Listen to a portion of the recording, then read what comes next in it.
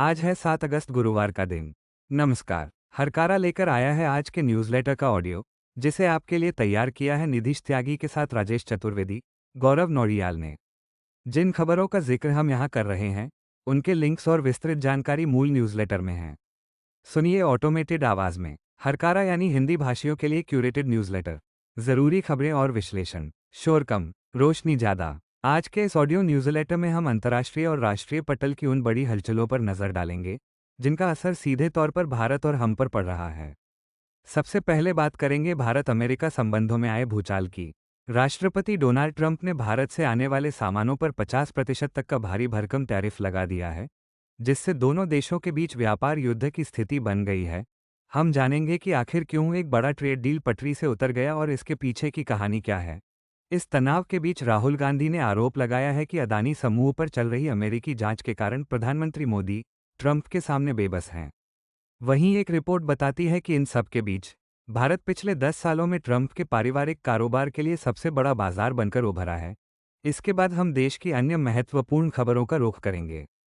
हम बात करेंगे पूर्व राज्यपाल सत्यपाल मलिक के अंतिम संस्कार पर हुए विवाद की, जिन्हें राजकीय सम्मान नहीं दिया गया। एक विश्लेषण में समझेंगे कि देशभक्ति का असली मतलब क्या है और क्या अदालतें इसे परिभाषित कर सकती हैं। साथ ही नजर डालेंगे आरएसएस की उस बड़ी पहल पर, जिसमें संघ प्रमुख मोहन भागवत का व्याख्यान सुनने के लिए विपक्षी नेताओं को भी न्योता भेजा गया है। अर्थव्यवस्था के सेक्शन में हम जीडीपी के बड़े आंकड़ों से परे जाकर प्रति व्यक्ति आय की हकीकत को समझेंगे और जानेंगे कि भारत को एक विकसित राष्ट्र बनने के लिए अभी कितनी लंबी दूरी तय करनी है। साथ ही एक खास रिसर्च के जरिए गिग इकोनॉमी में काम करने वाले डिलीवरी पार्टनर्स की मुश्किलों और उनकी कमाई के पीछे छिपे सच को उजागर करेंगे। अंत में हम एक दिलचस्प सामाजिक बदलाव पर भी बात करेंगे कि कैसे सोशल मीडिया ने कथावाचन के क्षेत्र में ब्राह्मण पुरुषों के एकाधिकार को तोड़ा है। तो चलिए शुरू करते हैं आज की बड़ी खबरों का सिलसिला। 50% टैरिफ। भारत पर अब की बार ट्रंप का वार। अमेरिकी राष्ट्रपति डोनाल्ड ट्रंप ने एक कार्यकारी आदेश पर हस्ताक्षर करके भारत से आने वाले सामान पर 25% का अतिरिक्त टैरिफ लगा दिया है। ये कार्रवाई भारत द्वारा रूस से तेल का आयात जारी रखने के फैसले के बाद की गई है। इस नए शुल्क के साथ भारत पर कुल अमेरिकी टैरिफ अब 50% तक पहुंच गया है, जो दुनिया के किसी भी देश के लिए सबसे ज्यादा में से एक है।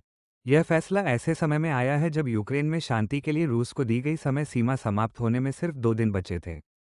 ट्रंप ने अपने आदेश में साफ कहा है कि यह अतिरिक्त टैरिफ उन भारतीय सामानों पर लगाया जा रहा है जो प्रत्यक्ष या अप्रत्यक्ष रूप से रूसी तेल से जुड़े हैं।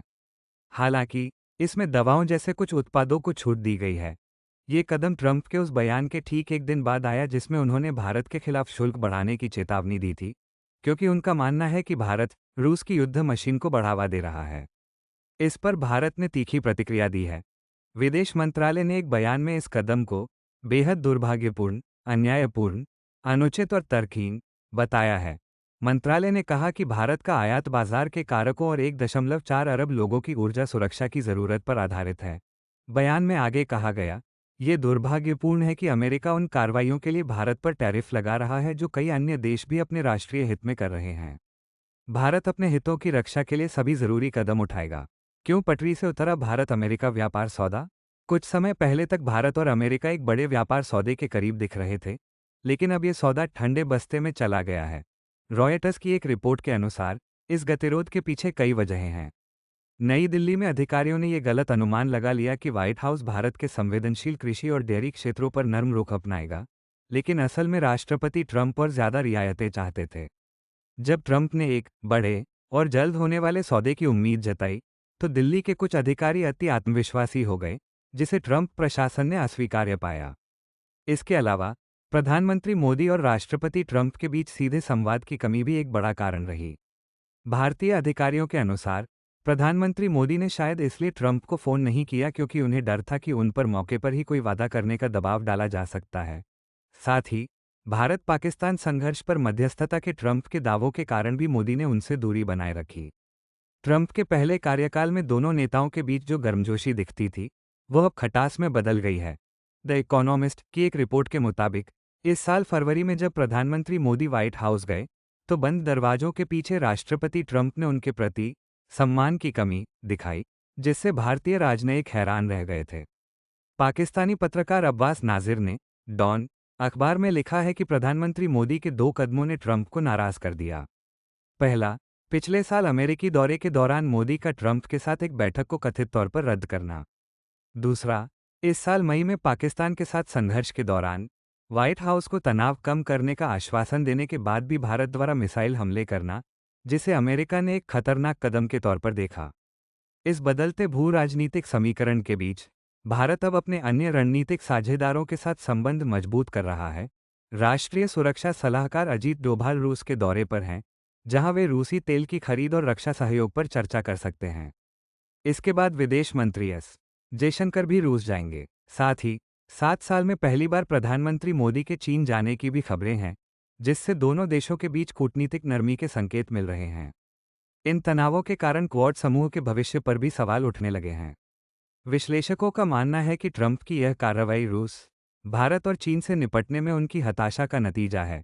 द इंडियन एक्सप्रेस के एक कॉलम के अनुसार भारत का रूस से तेल का बड़ा आयातक बनना खुद अमेरिकी नीतियों का परिणाम है, क्योंकि अमेरिका ने वेनेजुएला और ईरान पर प्रतिबंध लगाकर भारत के लिए तेल के दूसरे स्रोत बंद कर दिए थे। अदानी पर अमेरिकी जांच के कारण मोदी, ट्रंप के सामने बेबस। राहुल गांधी। कांग्रेस के वरिष्ठ नेता राहुल गांधी ने प्रधानमंत्री नरेंद्र मोदी पर तीखा हमला बोलते हुए आरोप लगाया है कि अमेरिकी राष्ट्रपति ट्रंप की धमकियों के खिलाफ प्रधानमंत्री के खड़े न हो पाने का असली कारण अदानी समूह पर चल रही अमेरिकी जांच है। गांधी ने एक बयान में कहा, एक खतरा मोदी, अदानी और रूसी तेल सौदों के बीच के वित्तीय संबंधों को उजागर करने का है। इसी वजह से मोदी के हाथ बंधे हुए हैं। राहुल गांधी का यह बयान प्रधानमंत्री मोदी की उस चुप्पी की पृष्ठभूमि में आया है जब ट्रंप ने मई में भारत पाकिस्तान के बीच संघर्ष विराम की मध्यस्थता करने का दावा किया था।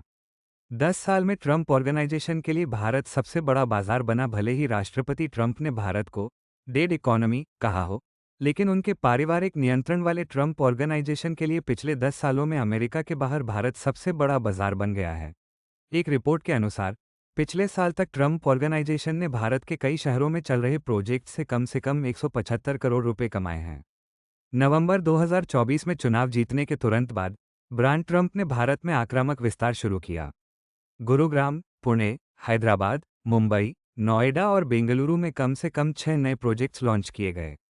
विशेषज्ञों का मानना है कि भारत अब ट्रंप एम्पायर के लिए अमेरिका के बाद दूसरा सबसे बड़ा बाजार बन गया है। 2012 में भारत में एंट्री के बाद ट्रंप ऑर्गेनाइजेशन की कुल मौजूदगी 3 गुना से भी ज्यादा बढ़कर 1.1 करोड़ वर्गफुट को पार कर चुकी है। अन्य राष्ट्रीय सुर्खियां असम सरकार ने नागरिकता संशोधन अधिनियम सीएए का हवाला देते हुए 6 गैर मुस्लिम समुदायों के सदस्यों के खिलाफ फॉरेनर्स ट्रिब्यूनल के मामलों को बंद करने का आदेश दिया है। इस फैसले में मुसलमानों को शामिल नहीं किया गया है, जिसकी वजह से सरकार की आलोचना हो रही है। उधर सुप्रीम कोर्ट ने बिहार की मतदाता सूची में गड़बड़ी के आरोपों पर चुनाव आयोग से जवाब मांगा है। Association for democratic reforms ADR ने दावा किया है कि चुनाव आयोग ने प्रकाशित सूची से लगभग 65 लाख नामों को हटाने के कारणों वाला एक महत्वपूर्ण कॉलम हटा दिया, जिससे प्रक्रिया में पारदर्शिता की कमी का अंदेशा है। इस बीच पश्चिम बंगाल की मुख्यमंत्री ममता बनर्जी ने चुनाव आयोग द्वारा मांगे जा रहे दस्तावेजों पर सवाल उठाया है। उन्होंने पूछा, क्या अमित शाह अपने माता पिता के जन्म प्रमाण पत्र प्रस्तुत कर सकते हैं? उन्होंने कहा कि 2002 से पहले जन्मे लोगों के लिए अपने माता पिता के जन्म प्रमाण पत्र देना एक अव्यावहारिक मांग है। सत्यपाल मलिक को राजकीय सम्मान नहीं, विपक्ष ने की आलोचना। 5 राज्यों के राज्यपाल और केंद्रीय मंत्री रह चुके सत्यपाल मलिक का बुधवार को दिल्ली में अंतिम संस्कार हो गया, लेकिन उन्हें पात्रता के बावजूद राजकीय सम्मान नहीं दिया गया। विपक्षी दलों और किसान संगठनों ने इसके लिए केंद्र सरकार की आलोचना की है। आम आदमी पार्टी के सांसद संजय सिंह ने इसे प्रधानमंत्री और केंद्र सरकार की घटिया मानसिकता बताया। उन्होंने कहा कि मलिक को सच बोलने की सजा मिली, क्योंकि उन्होंने किसानों के हक में आवाज उठाई और 300 करोड़ की रिश्वत की पेशकश का खुलासा किया था। उनके अंतिम संस्कार में भाजपा का कोई बड़ा नेता नहीं पहुंचा, जबकि राहुल गांधी, अशोक गहलोत और दुष्यंत चौटाला समेत कई विपक्षी नेता शामिल हुए। विश्लेषण। देशभक्ति का प्रमाण पत्र। वरिष्ठ नेता और राज्यसभा सांसद मनोज कुमार झा ने अपने एक लेख में सुप्रीम कोर्ट की हालिया टिप्पणियों पर गंभीर चिंता जताई है। उनका तर्क है कि जब देश की सर्वोच्च अदालत ये तय करने लगे कि एक सच्चा भारतीय कैसा सोचे या व्यवहार करे, तो ये लोकतंत्र के लिए खतरनाक है। झा लिखते हैं कि न्यायपालिका की भूमिका संविधान और अभिव्यक्ति की स्वतंत्रता की रक्षा करना है, न कि देशभक्ति का पैमाना तय करना। हाल ही में लोकसभा में नेता विपक्ष के संदर्भ में अदालत ने पूछा था कि उन्हें जो कहना है वो संसद में क्यों नहीं कहते, सोशल मीडिया पर क्यों कहते हैं। झा के अनुसार ये सवाल ही समस्याग्रस्त है। लोकतंत्र में ये तय करने का कोई नियम नहीं है कि नागरिक अपनी चिंता कहाँ व्यक्त कर सकते हैं। अगर ऐसा होता तो हम लोकतंत्र ही नहीं होते। वे इस बात पर जोर देते हैं कि सरकार और राष्ट्र एक नहीं है। सरकार एक अस्थायी जनादेश का प्रतिनिधित्व करती है, जबकि राष्ट्र एक निरंतर सामूहिक आकांक्षा है। अगर सरकार राष्ट्रीय हित को नुकसान पहुंचाती है तो हर नागरिक का कर्तव्य है कि वो इसके खिलाफ आवाज उठाए। यदि केवल संसद को ही इसके लिए निर्धारित मंच माना जाएगा तो यह अभिव्यक्ति की स्वतंत्रता का गला घोटने जैसा होगा। झा का मानना है कि जब अदालतें सरकार के रुख को ही राष्ट्रीय हित मान लेती हैं तो वे अपनी संस्थागत सीमाओं का अतिक्रमण करती हैं और एक संकीर्ण राष्ट्रवाद को वैधता देने का जोखिम उठाती हैं। भारत की ताकत उसकी विविधता में है। कश्मीर से कन्याकुमारी तक देश से प्रेम करने का कोई एक तरीका नहीं हो सकता। असहमति और आलोचना ही लोकतंत्र की असली ताकत है और संवैधानिक संस्थाओं को इस भावना की रक्षा करनी चाहिए। आरएसएस का शताब्दी वर्ष। विपक्ष को भी व्याख्यान का न्योता राष्ट्रीय स्वयंसेवक संघ आरएसएस अपने शताब्दी वर्ष के उपलक्ष्य में एक बड़े आउटरीच कार्यक्रम का आयोजन कर रहा है। इसके तहत संघ प्रमुख मोहन भागवत 3 दिवसीय व्याख्यान श्रृंखला को संबोधित करेंगे। इंडियन एक्सप्रेस की रिपोर्ट के अनुसार इस कार्यक्रम का उद्देश्य समाज के प्रबुद्ध लोगों तक संघ की विचारधारा पहुंचाना है। खास बात यह है कि इस आयोजन के लिए विपक्षी दलों के प्रतिनिधियों को भी आमंत्रित किए जाने की संभावना है। हालांकि संघ के सूत्रों के मुताबिक कांग्रेस के शीर्ष नेताओं जैसे राहुल या सोनिया गांधी को न्योता भेजे जाने की संभावना कम है। ये कार्यक्रम 26 अगस्त से शुरू होगा और इसमें अल्पसंख्यक समुदाय की हस्तियों और लगभग 2 दर्जन देशों के राजनयिकों को भी बुलाया जाएगा। अन्य संक्षिप्त खबरें। महाराष्ट्र भाजपा की पूर्व प्रवक्ता आरती साठे की बॉम्बे हाईकोर्ट के जज के तौर पर नियुक्ति पर विवाद खड़ा हो गया है। विपक्ष ने इसे सत्ता के पृथक्करण के सिद्धांत पर हमला बताया है, क्योंकि आरती साठे के पिता भी आरएसएस और भाजपा से जुड़े रहे हैं। चीन की बढ़ती आक्रामकता के बीच भारत और फिलीपींस ने अपने द्विपक्षीय संबंधों को रणनीतिक साझेदारी का दर्जा दिया है। दोनों देशों ने दक्षिण चीन सागर पर 2016 के अंतर्राष्ट्रीय फैसले का समर्थन किया, जो चीन के लिए एक स्पष्ट संदेश है। Social media platform x Twitter ने भारत सरकार द्वारा सामग्री हटाने के लिए दिए जा रहे बड़े पैमाने पर आदेशों को अदालत में चुनौती दी है। रॉयटर्स के अनुसार मार्च 2024 और जून 2025 के बीच केंद्र और राज्य के अधिकारियों ने लगभग 1400 पोस्ट या खातों को हटाने का निर्देश दिया था। उत्तराखंड के धराली में आई आपदा पर मौसम विभाग ने स्पष्ट किया है कि वहां बादल फटने की घटना नहीं हुई थी। उस दिन इलाके में बहुत कम बारिश दर्ज की गई थी। इस त्रासदी में अब तक 5 लोगों की मौत हो चुकी है और 100 से ज्यादा लोग लापता हैं। तमिलनाडु की अर्थव्यवस्था ने 14 साल बाद 11.19% की 2 अंकों की विकास दर हासिल की है। मुख्यमंत्री एम.के. स्टालिन ने इसे एक बड़ी उपलब्धि बताते हुए कहा कि इससे राज्य के $1 ट्रिलियन की अर्थव्यवस्था बनने का लक्ष्य अब पहुंच में लग रहा है। सुप्रीम कोर्ट ने मद्रास हाई कोर्ट के उस आदेश को रद्द कर दिया है, जिसमें तमिलनाडु सरकार की योजनाओं में मुख्यमंत्री एम.के. स्टालिन के नाम के इस्तेमाल पर रोक लगाई गई थी। शीर्ष अदालत ने याचिकाकर्ता को सिर्फ एक राज्य और एक नेता को निशाना बनाने के लिए फटकार भी लगाई। अर्थव्यवस्था पर कैपिटा जीडीपी की भी थोड़ी बात कर लें।